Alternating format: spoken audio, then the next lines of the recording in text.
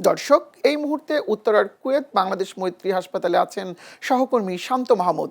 শান্ত, উত্তরার হাসপাতালগুলো রোগীদের অবস্থা কি? ডক্টররা কি বলছেন?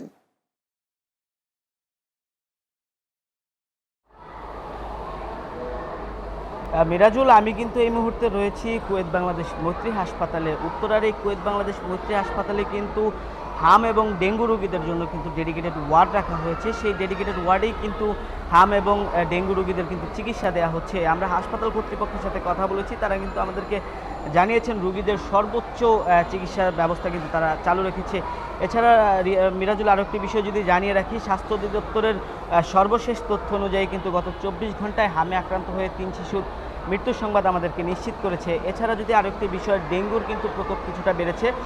ডেঙ্গুর গত 24 ঘন্টায় কিন্তু ডেঙ্গু আক্রান্ত হয়ে সারা বাংলাদেশে কিন্তু 366 জন কিন্তু বিভিন্ন হাসপাতালে ভর্তি হয়েছে। সকাল থেকে আমরা কুয়েত বাংলাদেশ মৈত্রী হাসপাতালে রয়েছি। কুয়েত বাংলাদেশ মৈত্রী হাসপাতালের যিনি তত্ত্বাবধায়ক রয়েছে তার সাথে আমরা কথা বলেছি। তিনি কিন্তু আমাদেরকে জানিয়েছে এই হাসপাতালটিতে 29 জন হামে আক্রান্ত রোগী এবং 23 জন ডেঙ্গু আক্রান্ত রোগী ভর্তি রয়েছে।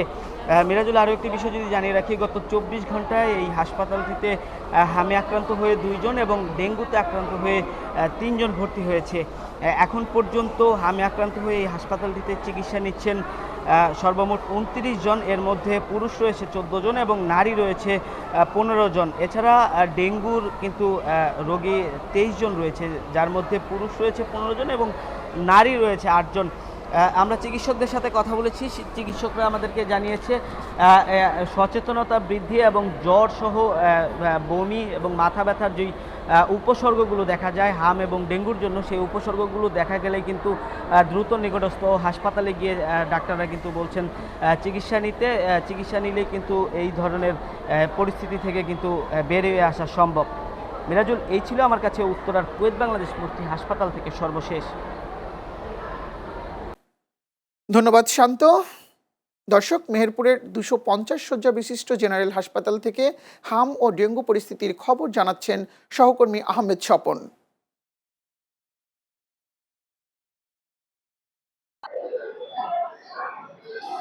মিরাজ, আপনি জানেন যে সারা দেশেই কিন্তু হাম এবং ডেঙ্গু প্রকোপ আকার ধারণ করেছে। মেহেরপুর একটি ছোট জেলা, এই জেলাতে কিন্তু 7.5 লক্ষাধিক মানুষের কিন্তু বসবাস। আর এই 7.5 লক্ষাধিক মানুষের চিকিৎসার সেবার একমাত্র কেন্দ্র হচ্ছে মেহেরপুর সদর হাসপাতাল। এই হাসপাতালে কিন্তু হামের উপসর্গ নিয়ে এখন পর্যন্ত 575 জন রোগী কিন্তু চিকিৎসা সেবা নিয়েছেন এবং ডেঙ্গুর আক্রান্ত হয়েও কিন্তু 85 জন রোগী কিন্তু চিকিৎসা নিয়েছেন। তবে হাসপাতালের যিনি কর্মরত আছেন আরও, ওনার সাথে কথা বলেছি। উনি আমাদেরকে জানিয়েছেন যে হাসপাতালে পর্যাপ্ত পরিমাণ ডেঙ্গু এবং যে হামের টিকা কিন্তু সেগুলো পর্যাপ্ত পরিমাণ আছে এবং প্রত্যেকটা রোগীকেই সুস্থ ভাবেই তাদের চিকিৎসা সেবা প্রদান করা হচ্ছে।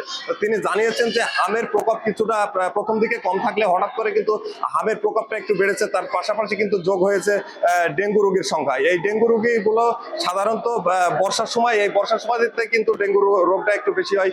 সেক্ষেত্রে প্রত্যেকটা রোগীকেই কিন্তু তারা মশারি টাঙিয়ে আলাদা আইসোলেশন করে সেখান থেকে কিন্তু তারা চিকিৎসা সেবা দিচ্ছে। তো মেহেরপুর থেকে এই ছিল আমার কাছে হাম এবং ডেঙ্গুর সর্বশেষ খবর। মিরাজ।